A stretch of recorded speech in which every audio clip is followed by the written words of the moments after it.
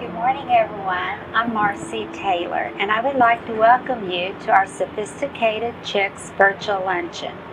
We are here today in the beautiful gardens of Children's Healthcare of Atlanta at the Center for Advanced Pediatrics. What a beautiful setting. This is just absolutely beautiful.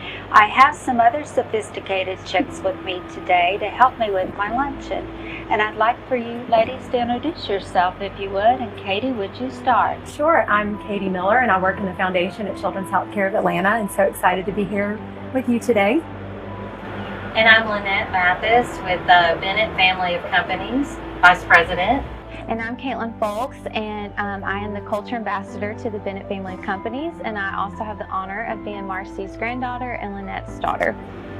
And I'm Laura Turner. I work in the foundation at Children's Healthcare of Atlanta. Okay, well, thank you, ladies, and may I say that you all look marvelous today. Thank you. For our luncheon. So do you. You know, we started this luncheon 8 years ago for a way for us to get dressed up, wear our pearls, have the ability to see some old friends and to make some new friends, and to also support a cause that's dear to our hearts.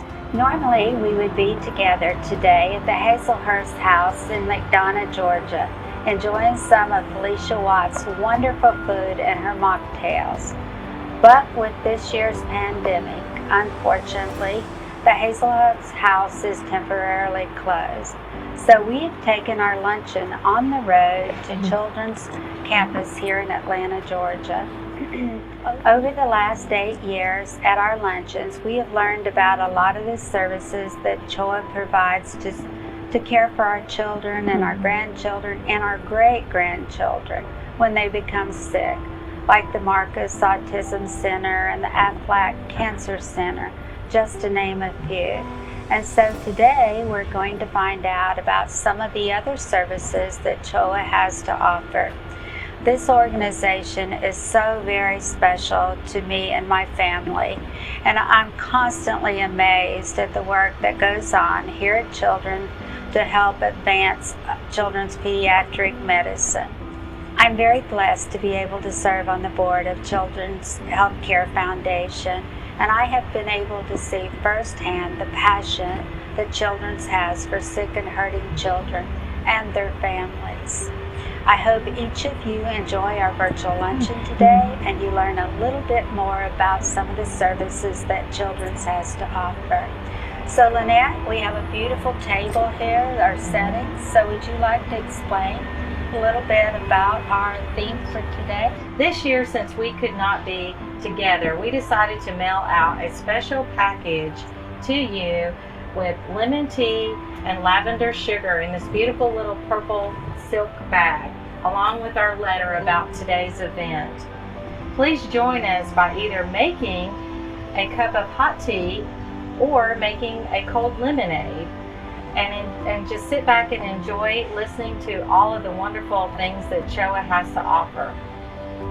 We chose lemon because it's loaded with vitamin C, and with the virus affecting so many people, we could all use more vitamins. We chose lavender because it's very calming and relaxing and has a wonderful smell, and we could all use some calm in our life right now. As you can see, we have our lemon macarons and our bars along with our lavender lemonade ready to enjoy. I even wore my lemon pants today. Well, thank you, Mom. And I just want to say thank you, Laura Turner, and thank you, Katie Miller, for all of your help over the years and helping us choose such wonderful programs and services that CHOA provides for patients and their families. So, Laura, why don't you explain a little bit about the services and why we're here today?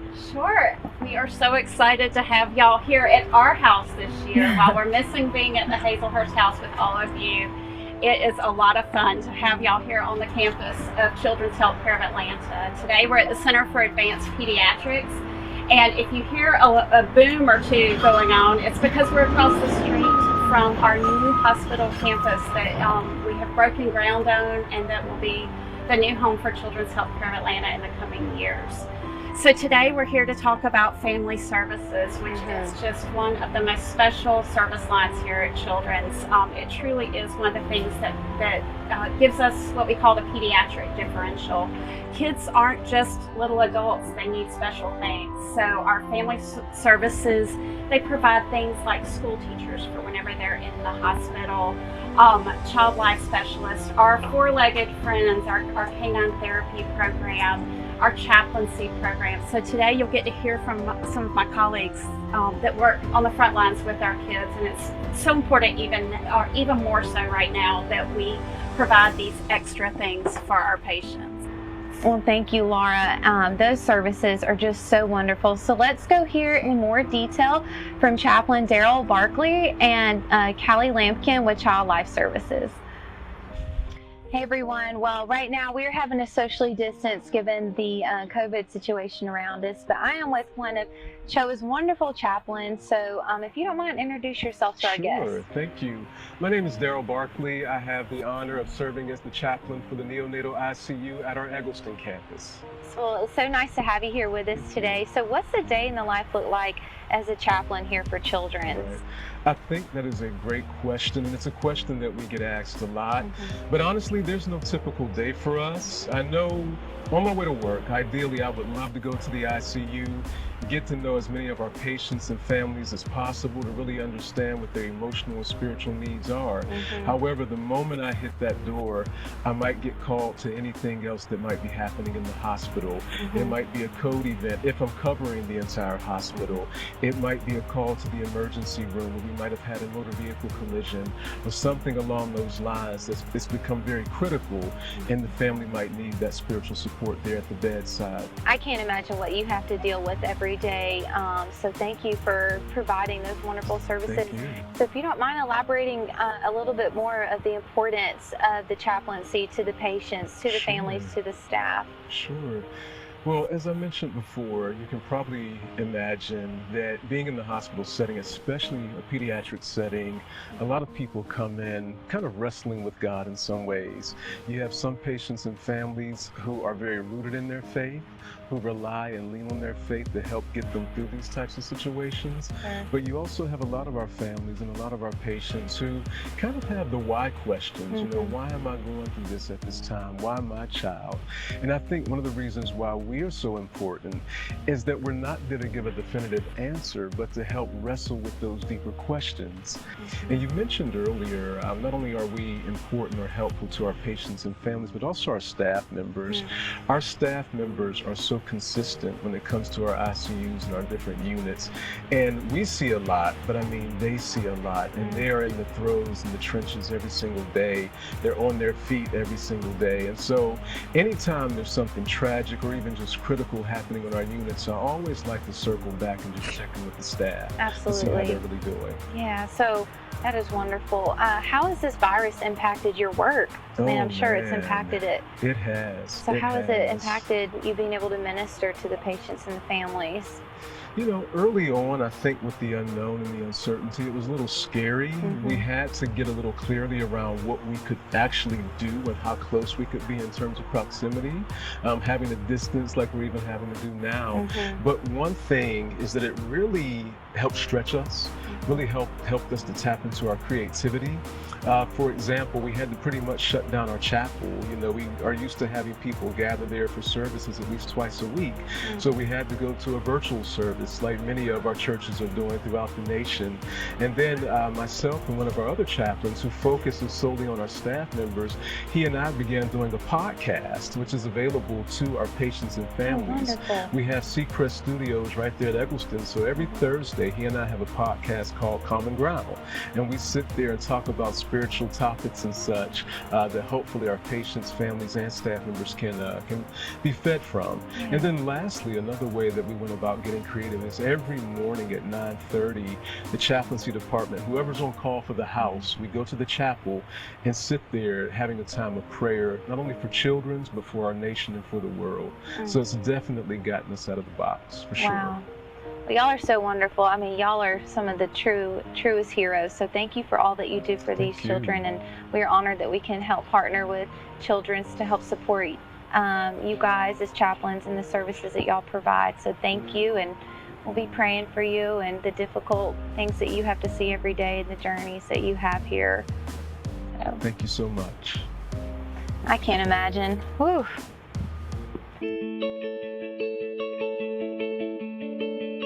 When she first got here, there was a lot of fear and a lot of uncertainty. It was scary. Ellie helped me with everything. Took care of me, loved on me. You haven't had a transplant before. It says liver transplant prep book. A lot of what I try to do is to give them more control. And for KATLYN, a lot of that was making sure she understood everything before it happened. You put the mask on and it makes you go to sleep. Today I have Amanda with me from Wildlife, and she has helped me paint. I'm 18 and I've never had a surgery before, and so I was really nervous. I've been to adult hospitals and it's just nothing like children. I felt like out of my element, and she really helped me realize that everything is gonna be okay. Children's wouldn't be children's without Wildlife. Well, I just love these dolls. I mean, even as a parent, they're super helpful for me to understand what's about to happen for my child. So I know from a child's perspective how helpful that is for them. Do these children, get to practice on them before they also get to go back for surgery or anything? Yeah, so, it depends on the kid's age, what kind of play they want to do. Sometimes they just want to look. Sometimes they want to actually do what we call medical play. Mm-hmm. So we bring out real and toy medical equipment for kids to get to just, again, explore and learn about things in a way that's safe and non-threatening. Yes.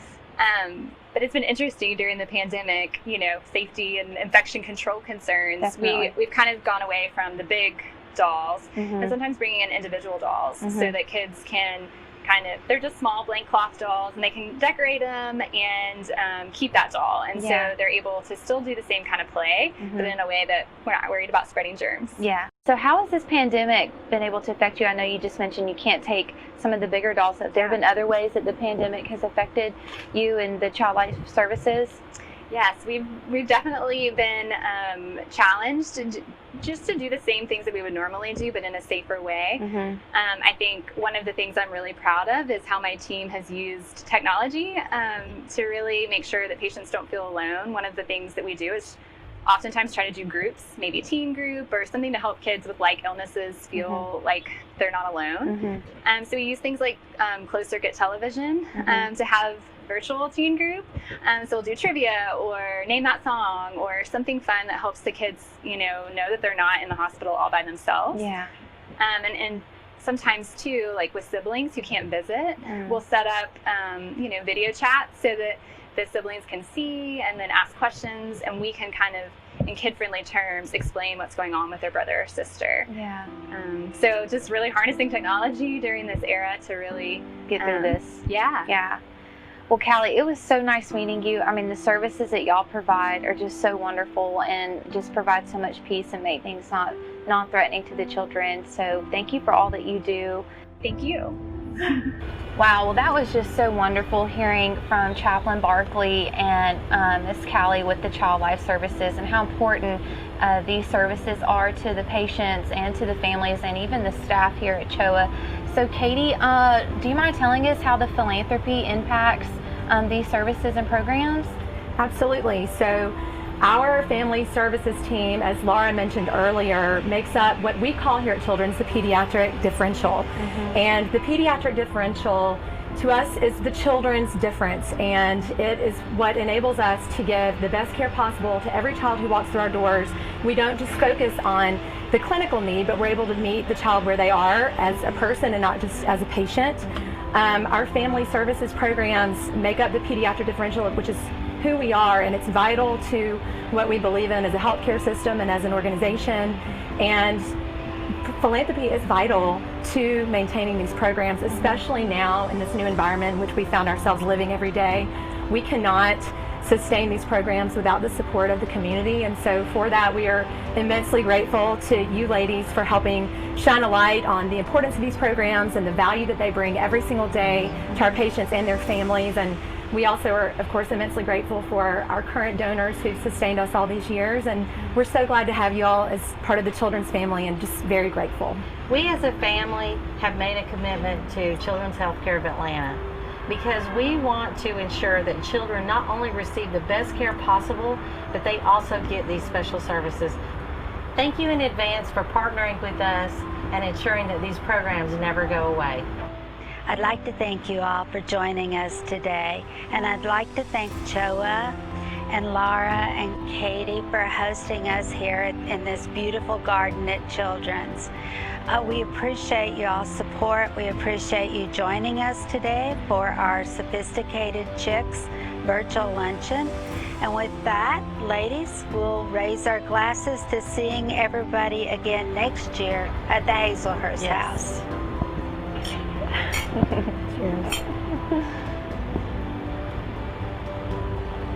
Hey everyone, thank you so much for joining us today. Please like and comment on this video, but more importantly, please reshare. The more people that can reshare this video, the more awareness that we can bring about these wonderful services like chaplaincy and child life that Children's offers to its patients. And the more awareness we can bring about to show that these services can only survive with donor funding. So please reshare.